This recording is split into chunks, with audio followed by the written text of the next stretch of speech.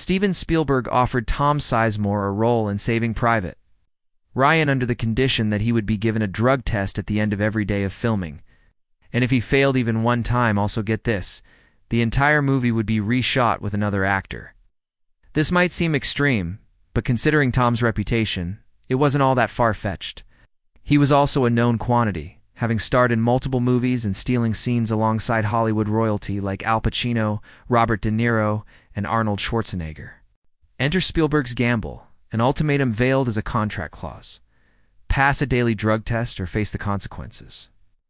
That meant daily vigilance from a man whose demons whispered most persuasively when the cameras stopped rolling. By the late 90s, Sizemore was both a breakout talent and a spiraling risk. That internal battle played out daily on set, making each day a small victory for Sizemore. Each negative test a step towards reclaiming his career, the gruff battle-scarred backbone of Captain Miller's desperate mission. In the pantheon of cinematic excellence, it stands tall, a testament to the power of redemption, both for the film and for the man who played Horvath. It was a breakthrough role that proved he could play the hero without being one, showcasing a new dimension to his intense talent. He wasn't just playing a badass, he was one, but now with surprising loyalty, heart, and quiet courage. First, the gritty realism of the D-Day invasion.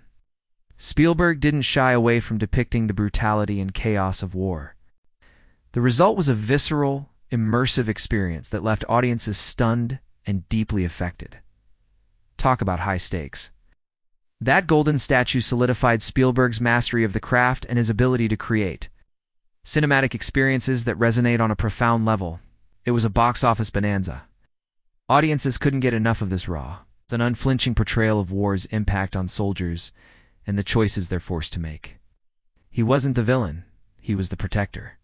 Horvath, with his haunted eyes and weary demeanor, became a symbol of the resilience and sacrifice of ordinary men thrust into extraordinary circumstances. He wasn't just a supporting character, he was integral. He stood toe-to-toe with giants like Tom Hanks, Matt Damon, and Vin Diesel, holding his own and delivering a performance that was both powerful and nuanced. He brought depth and authenticity to a character grappling with the horrors of war, while still finding moments of humanity and compassion. Before and after Ryan, he was Hollywood's go-to for intensity. Saving Private Ryan was supposed to be his redemption, but old habits soon took over. He fell back into substance abuse, losing film roles and alienating colleagues. Heat, Natural-Born Killers, Black Hawk Down. Roles became fewer and further between, often relegated to direct-to-video movies or television cameos. His reputation took a hit from repeated arrests, scandals, and an admission of relapse after relapse. And that survival instinct, however hard to watch, is what makes Saving Private Ryan such a powerful experience. He appeared in several television shows, trying to rebuild his career, but his personal demons continued to overshadow his talent, leading to further setbacks and controversies. He could have been De Niro's heir apparent. But the addiction he held at bay during Spielberg's shoot came roaring back. Despite efforts from friends like Robert De Niro, who once personally drove him to rehab, Sizemore's battle with addiction remained a losing one. His portrayal added layers of complexity to the narrative, reminding us that even in the darkest of times, hope and camaraderie can endure.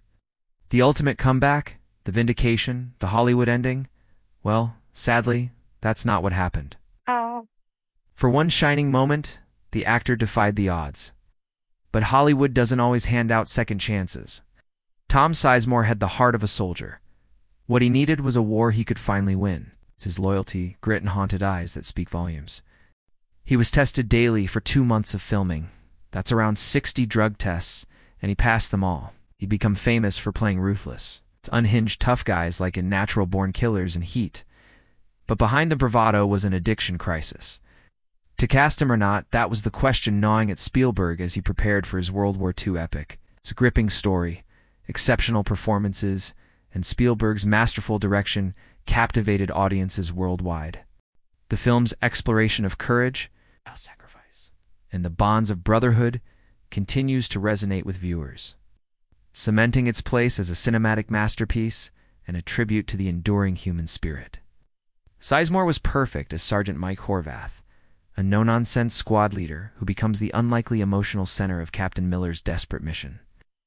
Hank's portrayal of a conflicted leader, torn between duty and moral quandaries, was both powerful and relatable. Surrounded by an ensemble cast of talented actors, including Matt Damon, Vin Diesel, and Edward Burns, the film benefited from their combined charisma and dramatic intensity. Yet that means people flocked to see it, eager to escape into the adrenaline-charged drama of D-Day. This triumph resonated with audiences worldwide, transcending cultural boundaries and leaving a lasting impact on viewers. But how do you harness the raw power of an unpredictable leading man without losing your billion-dollar investment to his demons? But because his mind was elsewhere, lost in the fog of addiction. And then there were those moments when Sizemore's intensity tipped over into uncontrollable rage, terrifying the crew and rattling the director. For 2 grueling months, 60 days of filming, he lived under the shadow of failure. One slip, one positive result, and he'd be cut from the movie, no exceptions. In Hollywood, where money talks, this ultimatum spoke volumes about Sizemore's standing. His talent was undeniable, but so was his self-destructive streak. Spielberg had seen glimpses of it during filming. There were the times Sizemore forgot his lines, not because he wasn't committed, but through it all. Spielberg saw a flicker of redemption in Sizemore's haunted eyes, a desperate bid to stay clean for the sake of the film, for the sake of himself. In the end, he prevailed, delivering a powerhouse performance as SGT, Mike Horvath. Saving Private Ryan grossed $482 million globally and won 5 Oscars, cementing its place among the greatest war films ever made. For once, his off-screen demons didn't destroy his on-screen brilliance. Now, let's break this down. Saving Private Ryan grossed $482 million globally, which is insane for a war movie. The film's phenomenal success can be attributed to several factors. Then there's the star-studded cast, led by the legendary Tom Hanks as Captain John Miller. Saving Private Ryan snagged 5 Oscars, including 1 for Best Director, which is impressive because directing a war film is nuts. But it wasn't just critical acclaim. It brought in big bucks too, grossing $217 million domestically. And here's where Tom Sizemore's performance really shines. He wasn't overshadowed by the big names. His portrayal of SGT, Mike Horvath, a jaded but ultimately heroic soldier, resonated with audiences. Sizemore's performance was crucial to the film's success.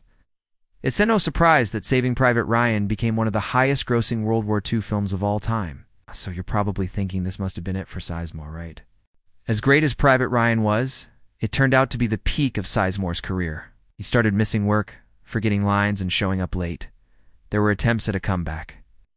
In 2003, he was arrested for domestic violence and later entered rehab.